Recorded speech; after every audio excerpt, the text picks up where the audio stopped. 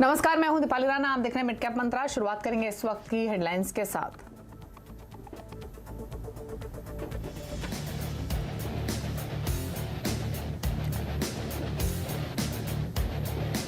Debt mutual fund के निवेशकों पर बढ़ेगा टैक्स का बोझ। डेट म्यूचुअल फंड में संशोधन लोकसभा में पास।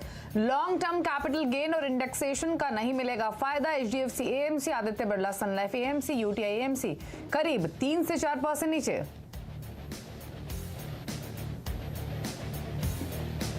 एफएनओ की फ्यूचर ट्रेडिंग होगी महंगी। फाइनेंस बिल में सिक्योरिटीज ट्रांजैक्शन टैक्स बढ़ाने का ऐलान। बाजार में उतार चढ़ाव। निफ्टी की 17,000 के ऊपर टिकने की कोशिश। बजाज फाइनेंस, रिलायंस बना रहे हैं दबाव। मेटल रियल्टी, ऑटो स्टॉक्स में कमजोरी।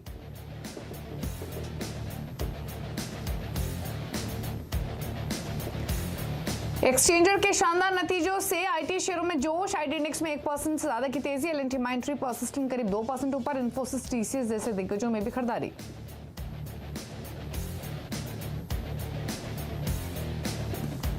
और कैंपस एक्टिववेयर में 2.5 करोड़ शेयरों में बड़े सौदे। टीपीजी के शेयर बेचने की उम्मीद। शेयर 8% नीचे।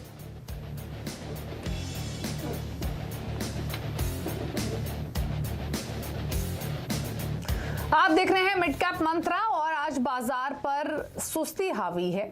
Nifty, bank Nifty, mid cap सभी एक रेंज में ट्रेड कर रहे हैं। लेगार्ड्स हैं आज के सेशन में और ऊपर नीचे के दायरे हमने देखे हैं। निफ्टी अब 17,052 पूरी कोशिश कर रहा है सुबह से 17,000 के ऊपर टिकी रहने की।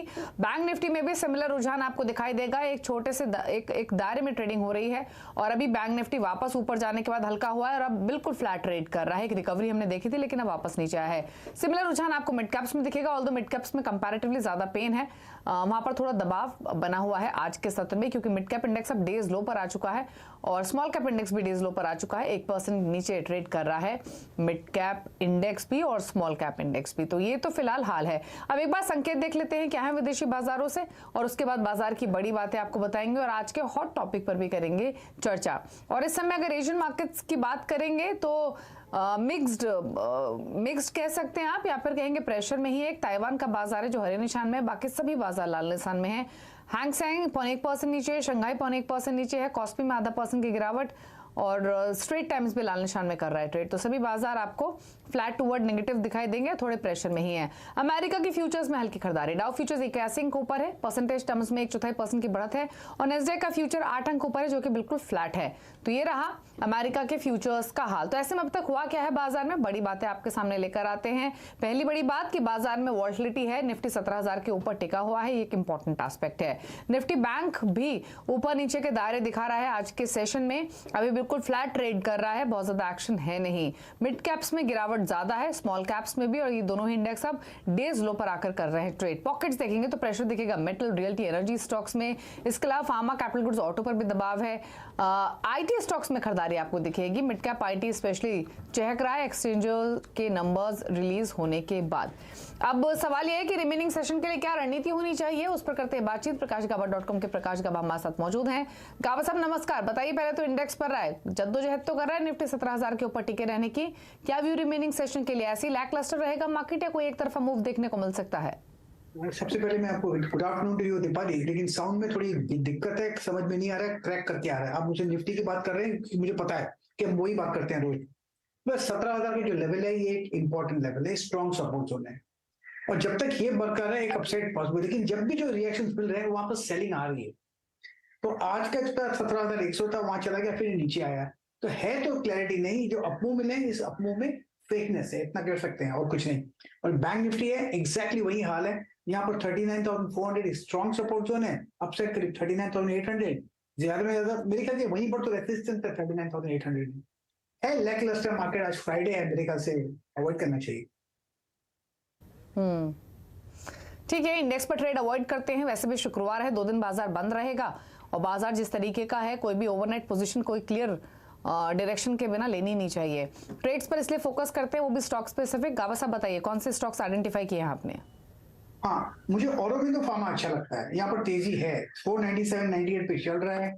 मेरे ख्याल से 492 का स्टॉप लगा चले तो शायद ये 510 तक जा सकता है आते तो में। दूसरा स्टॉक जो पसंद है वो है HAL। यहाँ पर आज लगता है जो तेजी है ये बरकरार रहेगी। जो बॉटम लगता है बन गया, कल आपको मिलना चाहिए। ट्रेड करा है 2006 पे 2550 का स्टॉप लगा चले, शायद आते दिन में 2700 देखेंगे। ध्यान दीजिए इस बात। ओके, तो हिंदुस्तान एरोनॉटिक्स पर राय दी है गाबा साहब ने। 2605 पर ट्रेड करते हुए कल की गिरावट से उबरता हुआ दिन के ऊपरी स्तरों पर ट्रेड कर रहा है। 100 रुपए ऊपर कल था, 100 रुपए ऊपर कल नीचे था, 100 रुपए ऊपर कर रहा है कारोबार। लेकिन अब बात करते हैं मिड कैप्स की। इंडेक्स तो आपने देखा डेज लो पर आ चुका है, इसीलिए मिड कैप्स में ज्यादातर पॉकेट्स आपको गिरावट वाली ही दिखाई देंगी। सिर्फ कुछ चुनिंदा स्टॉक्स हैं जो कि तेजी दिखा रहे हैं। ऑरबिंदो फार्मा और HCL पर तो गाबा साहब ने खरीदारी के ट्रेड दिए हैं। टारगेट्स आपकी स्क्रीन पर है, नोट कर लीजिए। मिड कैप इंडेक्स 0.1% नीचे अब ऑलमोस्ट आ चुका है। आधा % से ज्यादा की गिरावट है आज के सत्र में। और अगर आप पॉकेट्स देखेंगे तो सबसे पहले देखिए मेटल्स को, जहां पर प्रेशर बना हुआ है। सबसे ज्यादा गिरने वाला इंडेक्स भी आज के सत्र में मेटल ही है। JSPL, सेल, जिंदल सॉ, APL अपोलो 1% से लेकर 3.5% की गिरावट। JSPL, सेल, जिंदल सॉ 3-3.5% नीचे कर रहे हैं ट्रेड आज के सत्र में। रियल्टी स्टॉक्स लगातार गिर रहे हैं। स्टॉक्स अपने हाई से 50, 70, 80% तक नीचे ट्रेड कर रहे हैं। IBRL 5% नीचे, लोधा में 2% का फॉल, DLF 2% नीचे, प्रेस्टीज एस्टेट 1% नीचे ट्रेड करते हुए।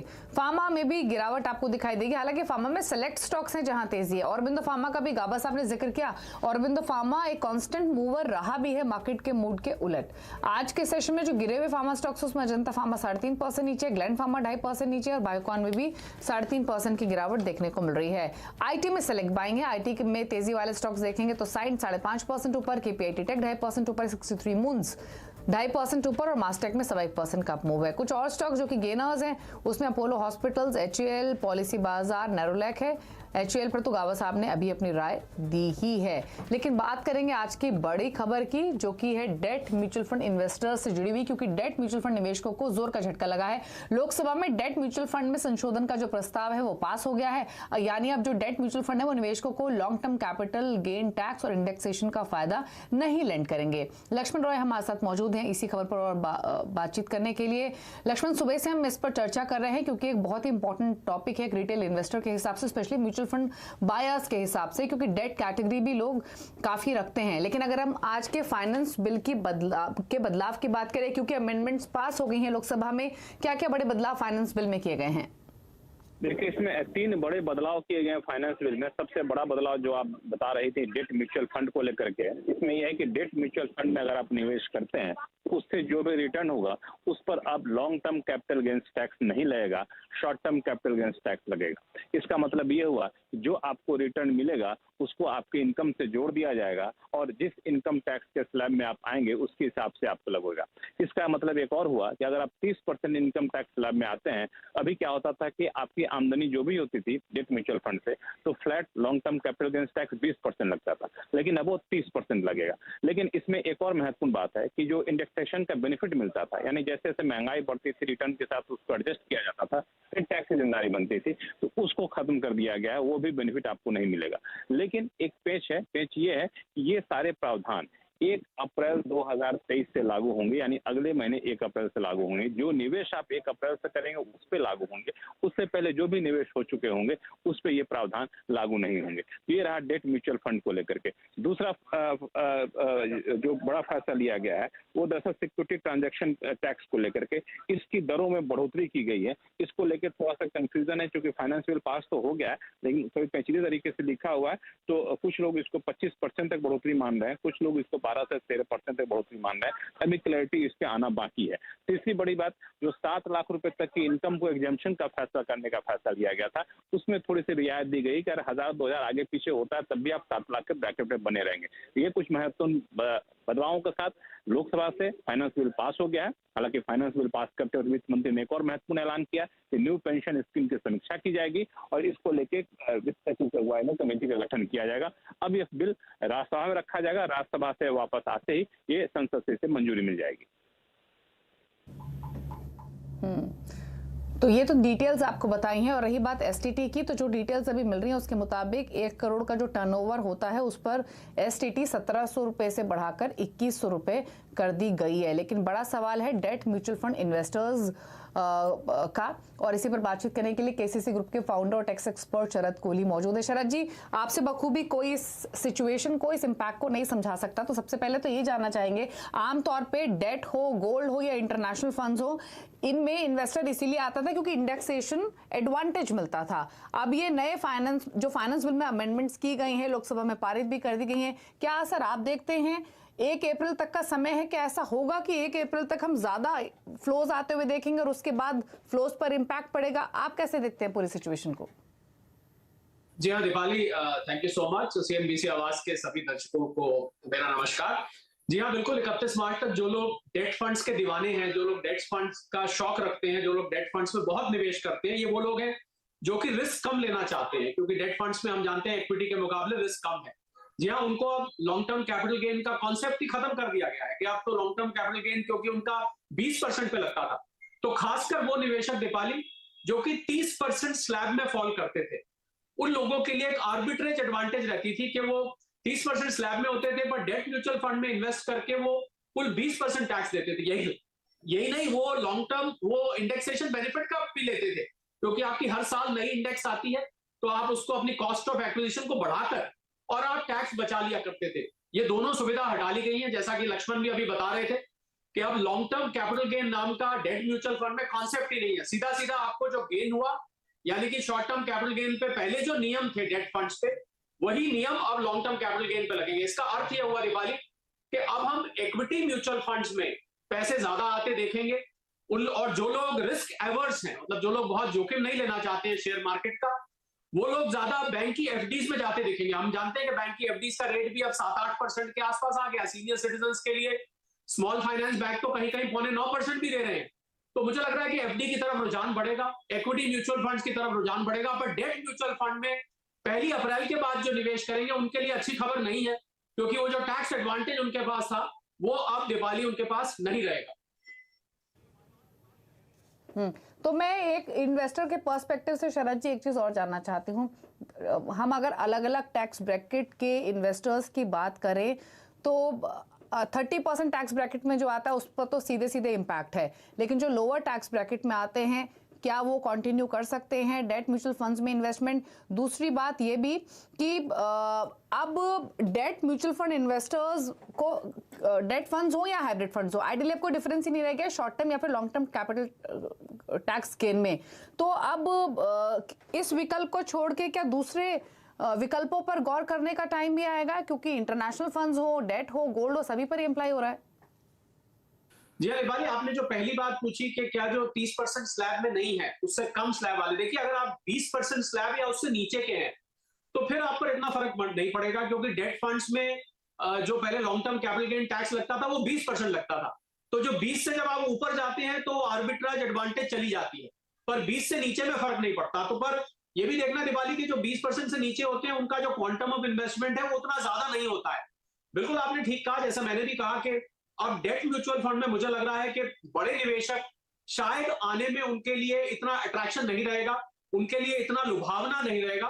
वो लोग गोल्ड, फिक्स डिपॉजिट्स और इक्विटी म्यूचुअल फंड को इससे फायदा हो सकता है। हाइब्रिड फंड्स में भी आप जानते हैं 35% की लिमिट होती है कि अगर 35% से कम इक्विटी है या 35% इक्विटी है, 65% डेट है, तो वो डेट मान लिया जाता है। तो मुझे लग रहा है हाइब्रिड फंड्स में लोग का रुझान होगा, पर जहां पर इक्विटी ज्यादा होगी वहां पर होगा। और इक्विटी में ज्यादा, तो इक्विटी के लिए अच्छी खबर है, डेट फंड्स के लिए बुरी खबर है, बैंक की फिक्स्ड डिपॉजिट्स के लिए अच्छी खबर है, और जो ट्रेडिशनल इन्वेस्टमेंट गोल्ड वगैरह है उनके लिए अच्छी खबर दिवाली ये मानी जा सकती है। अच्छा शरद जी, 2 चीज़ और मैं आपसे पूछना चाहती हूँ। एक तो ये कि अगर हम रिटेल इन्वेस्टर को देखें तो उनके फिक्स्ड इनकम कैटेगरी में काफ़ी स्मॉलर प्रेजेंस है, फिर चाहे वो टारगेट मैच्योरिटी फंड्स ही क्यों ना हो।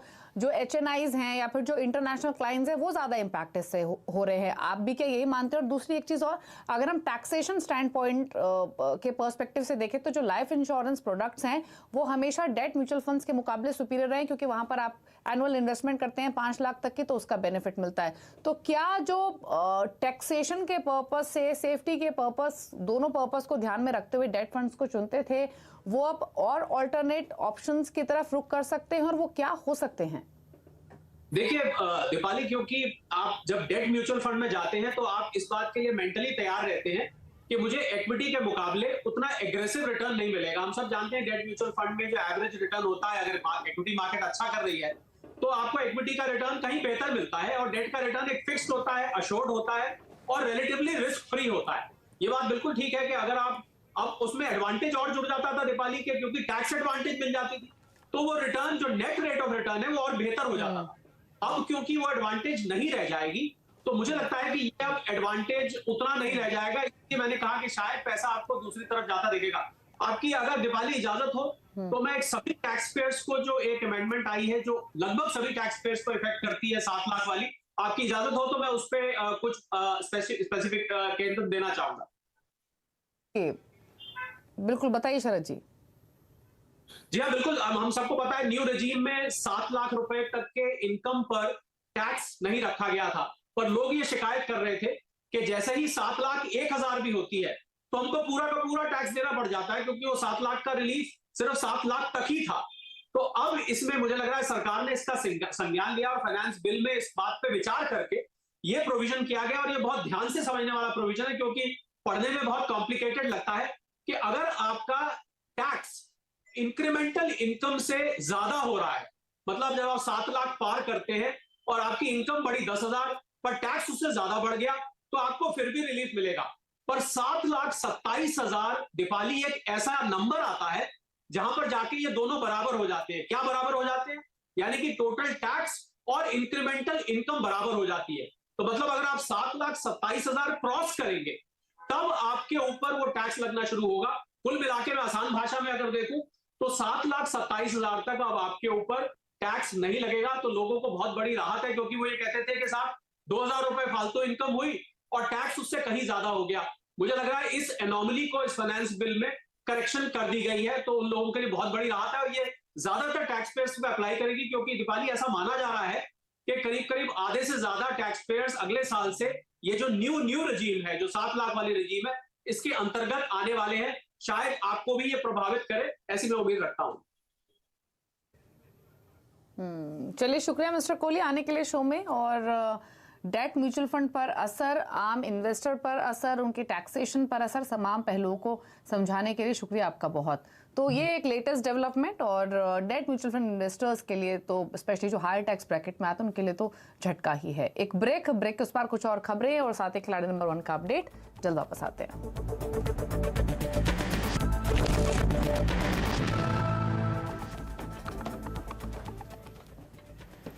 आप देख रहे हैं मिड कैप मंत्रा, और बाजार अभी भी दायरे में कारोबार करते हुए लेकिन दबाव के साथ। मिड कैप्स में प्रेशर ज्यादा। कुछ खबरें आपको बताते हैं। दरअसल दिल्ली से जयपुर तक इलेक्ट्रिक हाईवे बनाने के लिए कंपनियों के साथ हो रही है बातचीत। ये कहना है केंद्रीय रोड और ट्रांसपोर्ट मंत्री नितिन गडकरी का। उन्होंने ये भी कहा है कि देश की तरक्की के लिए वाटर, पावर और ट्रांसपोर्टेशन के साथ कम्युनिकेशन सेक्टर सबसे अहम है। सरकार इस सेक्टर पर विशेष ध्यान दे रही है। The 4 sectors are very important: water, power, transport and communication. Without that, we don't have industry and capital investment, and without that we cannot create employment potential and cannot eradicate the poverty.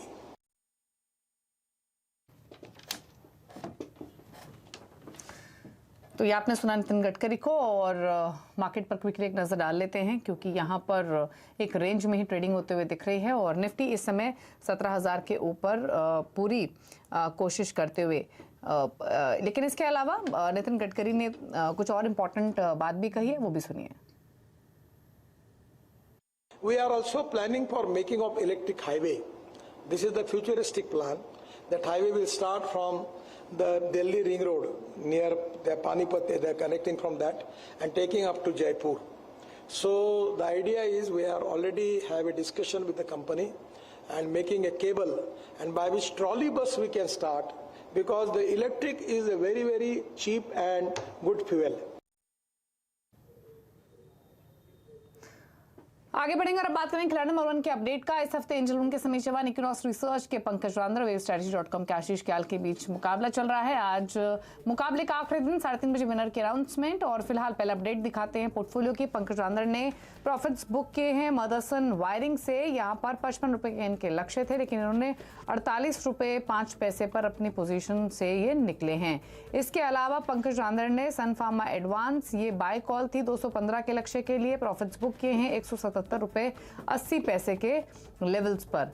साथ ही पंकज रांद्र के portfolio में एक और trade जहां उन्होंने exit किया position, वो है स्वान एनर्जी का। 223.9 पर एग्जिट किया है 255 के टारगेट से स्वान एनर्जी में। ये भी एक बाय रिकमेंडेशन थी पंकज के पोर्टफोलियो से। अब दिखाते हैं आपको रिटर्न की स्थिति मुनाफे के मीटर में। अब तक हमने देखा था आशीष क्या लीड कर रहे थे, वही रुझान बना हुआ है। क्लोज कॉम्पीट कर रहे हैं समीर चौहान। ऑलमोस्ट 20% के रिटर्न आशीष क्याल का पोर्टफोलियो दे रहा है। समीर चौहान का पोर्टफोलियो 18% के रिटर्न लेंड कर रहा है। पंकज रांद्र का पोर्टफोलियो 13.5% के रिटर्न दिखा रहा है। चलिए, तो ये तो रही खिलाड़ी नंबर 1 की अपडेट। और इसी के साथ एक ब्रेक के उस पर आप देखिए न्यूयॉर्क कंपनी में आज हम बातचीत करेंगे कैप्री ग्लोबल के MD राजेश शर्मा से। नमस्कार।